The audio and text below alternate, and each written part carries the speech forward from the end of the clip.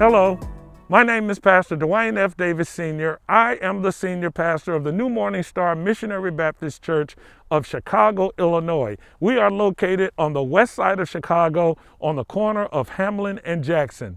Now, if that seems to you like a commercial, yes it is. I'm trying to proselytize and invite those of you all, see this thing broke. Hello. This is Pastor DeWayne F. Davis Sr. from the New Morning Star Missionary Baptist Church on the west side of Chicago, Illinois. We're located on the corner of Hamlin and Jackson. Now, that may sound like a commercial to you that I'm trying to get you to come to church. Yes, I am, but temporarily you can't come right now due to the restriction of the COVID-19 virus. However, I wanted to make a video just to kind of give you all a lighter side of this thing so you all won't be so scared and so intimidated by going outside and doing what you have to do. Well, as you can see, I'm strapped and I'm ready to engage the public. However, just for a few minutes, I could take this off because I am out in the middle of nowhere. And of course, they ran out of gloves at the grocery store. So I took my wife's gloves that she used when she washed dishes. So honey, I am so sorry that I took your gloves for this project. But anyway, I wanted to give you all the lighter side of going out in public, doing what you need to do and coming home. Hold on, gotta brush my hair. My wife does not like my hair unbrushed and I don't either. I just got a problem with nappy head people. Now, wait a minute, before you all start saying, is he serious? Yes, I am. I'm seriously playing. I don't know about you all, but I still have the joy of the Lord, and many of my friends already know I play too much. As a matter of fact, you can hear me say from time to time, I crack myself up. And so I'm cracking myself up while I'm doing this video. However, I do want to let you all know I am not just 6 feet from people, I am 6 miles from people. My mother-in-law, my father-in-law always told us that we moved out here, way out here in the sticks. And yes, we did. I'm trying to keep my 6 feet distance from people. I went into the grocery store the other day to pick up an item, and I asked this young man where that item was, and he began to walk with me to tell me where it was. I started to say, dude, get 6 feet away from me and show me where it is. And so I went and got it, and I came on back to my car. Now, I gotta warn you all, some of this stuff that I'm gonna talk to you all about, I think is funny. For some of you ultra sanctified people who have been sanctified to the 5th power, since you can't laugh, I'm gonna add a laugh track to this video, okay? So here's the first thing I'm gonna ask you all. If we need to be 6 feet away from each other, how in the world will Stevie Wonder know if people are 6 feet away from him? I mean, what's he gonna do? Where y'all at? Y'all quit playing. I can smell some of y'all. Y'all need to get away from me now. I know, I play too much, don't I? Uh-huh. Well, anyway, we need to keep our distance from each other. Just the other day, I went to a funeral. And the family was all sitting together and they were like 7 rows deep. And I'm thinking, whatever happened to the restriction? Of course, there were other people sitting around in other places. And my wife and I, we were sitting in our place. But there was over 100 people together. Hey, it wasn't my church. I wasn't concerned about it. But I thought it was so funny at the end of the service. The funeral home directors came back and they asked everybody to stand and they asked the pallbearers to meet at the door. And then they said, now we can only have 10 people go to the cemetery. And I'm thinking, 10 people to the cemetery, there's over 100 people in here probably carrying the germs or near the germs, and you're telling us to go way out in the middle of nowhere where there's open air and you're restricting it to 10 people? Hey, be that as it may. Well, in our day and time with this COVID-19 virus is impacting us on so many levels, especially churches. We're hit the hardest because we have to receive offerings from people who are not there. I mean, think about it. There are those who are able to give online, but usually those who miss service, sometimes they don't bring that money back with them. And you pastors, y'all know what I'm talking about. They stack that money up. And then for you people who are trying to judge the church, saying no better for them, all them preachers want is money. Y'all need to quit saying that stuff. You know why? Because you don't go to Comcast and pay your bill and say, all Comcast want is my money. You don't say that. You don't go to the dealership and say, all Nissan or Cadillac want is my money. You give it because you are having a service provided to you. And the church provides a service to you as well. I'll never forget one of our deacons of our church. I wish I could say his name, but I'm not endorsing it. We came up to an offering time and he gave the introduction to the offering time. He said, the Lord told me to tell some of y'all this morning that there are a bunch of thieves at our church. People are stealing from our church. I'm thinking to myself, where's security? I mean, hold your stuff, grab your purses. And then he said this. Yeah, some of y'all are thieves. You're not giving offerings, so guess what? You're stealing lights. Some of you all are not giving, you're stealing heat and air conditioning. Y'all stealing music. Y'all stealing the praise team. Y'all stealing the sermon. Y'all ain't paying for nothing, so you ain't nothing but a thief.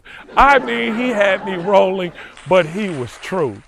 That is true. When we come and we receive and we don't give, whether it's at church or online, saints, that makes us a thief. As a matter of fact, in the Bible, in Malachi chapter 3, verse 10, God even asked the questions, will a man rob God? He says, yes, you've robbed me through tithes and offerings. So you thieves out there, you contemporary robbers, y'all go ahead and send your offerings in the mail to your own churches, as well as New Morning Star, send it to our church because we still have operating expenses, ministry expenses, as well as staff expenses. Now, I don't know about you. I don't know how Jehovah's Witnesses are going to make it during this time, because many of them have to stand outside and sell those magazines. Well, in addition to it being cold, now you got the restrictions. You can't go out and stand outside. But as soon as those restrictions are lifted, this is what we're going to see. They're going to come with a stack of them, and they're going to have them out there saying, listen, buy the Watchtower magazine, minimum of 5, please. You can't buy one. You got to buy 5 because they done stack these things up at home. And, offerings have been hit. They've definitely been hit, but they've been hit by people who, I don't know, they just become indifferent toward giving. Now, just let me say this. For our people, sometimes we just won't do what we need to do. But in other cultures, some of them are really committed to giving. I can imagine a conversation like this at home on a Sunday morning while they're sitting in front of the TV, can't go to church any morning. The wife goes, hey, Jim, you know what? We haven't been at church for about 3 weeks now, and you know what? I'm sure our offerings have dropped. So here's what we're going to do. We're not going to only send in our regular offering. We're going to send in 5 additional offerings for those individuals who may have lost jobs and our giving is down. The husband would say, you're right, Kathy. I think we ought to do that. As a matter of fact, why don't you go see if the neighbors need anything? And we're just going to be in this all together because we want our church to stay in the black. Our people, here's what you'll get. Child, I don't know why they need all that money. We ain't holding service, so that goes to show you we saving on lights, we saving on gas, and we ain't gotta do all that other stuff. I don't know why they had to buy them strobe lights in the ceiling and that space booth they got back there. All that pulling electricity. We could save ours money. And when we come back, we will be able to pick up where we left off of. But in the meantime, my diabetical medication and all the other stuff that I got going on, I ain't gonna be able to afford it now. But Lord willing, I'm gonna come back with what I've been given. I'm gonna pick up where I left off. Well, Grandpa, what about what you done spent already? Well, I can't recover that. That's gone.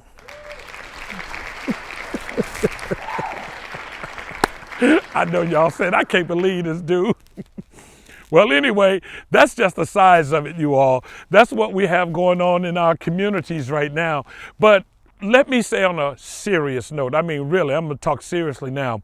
God is still on his throne. God is still able to provide. God is still able to shut this whole COVID-19 virus down. And I believe he already is in the process of doing so. Those of us who have faith, we need to continue to trust him no matter what is giving way in our lives, no matter what is being removed, no matter what is being shaken. We still have a God that could give us peace, that could be there for us in the middle of our trials and tribulations. Last week, I preached about Psalm 46, verses 1-5, about how do you make it through the tough times? Well, this coming Sunday, I'm doing part 2, where it gets to that most important verse where he says, be still and know that I am God.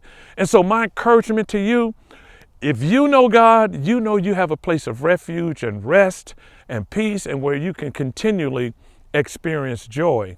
But for those of y'all who don't know God, who don't go to church, I'm sure this has placed in your mind, in your heart, that sense of, I need to now begin to seek the Lord and to turn my heart toward him. Not just because of the turbulent times, but because you needed him in the first place anyway.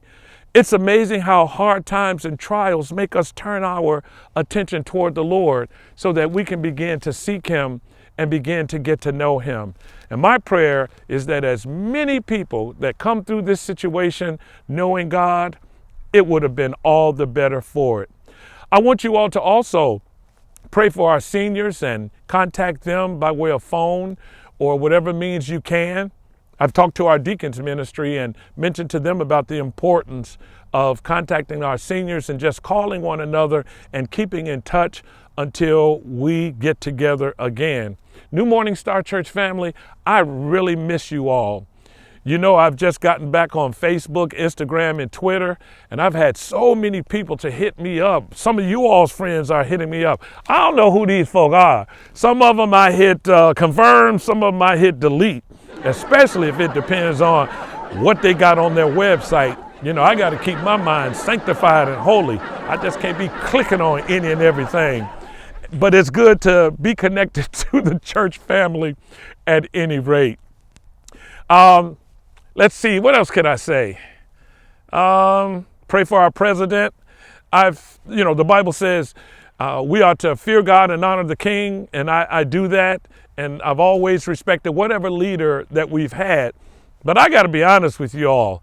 This leader makes me scratch my head at times, and I'm trying to put my mind around what is he saying sometimes, why is he saying it, and why won't he leave certain things to the professionals? Well, I know we got an election cycle coming around, and that's going to be something that he has to grapple with, but my goodness, I don't think he's making it look like he's going to really be the next president of the United States. Heck, I'll run for president. Would some of y'all vote for me? Of course you would. I'd make a good president. I mean, watch this. My fellow Americans. Oh my goodness, my wife is going to kill me when I get home. Oh, by the way, I borrowed this camera from our multimedia ministry at New Morning Star. And I'm praying that when I return it, that the settings are correct. So y'all forgive me. I had to do something with this downtime. I'm bored. I done watched enough Netflix. Of course, I've read my Bible. That's never boring. But I needed to get out. And I'm out here. Like the governor said, the governor told everybody, now you can go out and you can walk your dog and you can jog and you can run and you can do some other things. I'm thinking, is he talking about our community? There's not a whole lot of runners. Now, I know y'all do run. Now, people always got to judge folk. Everything we say, we got to be politically correct. But you know, ain't a gang of us running around on the west side of Chicago and in the urban communities. And I don't see a whole lot of bicycles either. However, I do see other activity that that has continued to go on. But nevertheless, get out, walk around the block, stay 6 feet from everybody else, and just do something. It feels good out here. But one last thing I want to tell you all is this. May the Lord be with you all as you go through this entire season of dealing with this COVID-19 virus. I love you all, and I do care for you all, and I am continually praying for you. God bless you.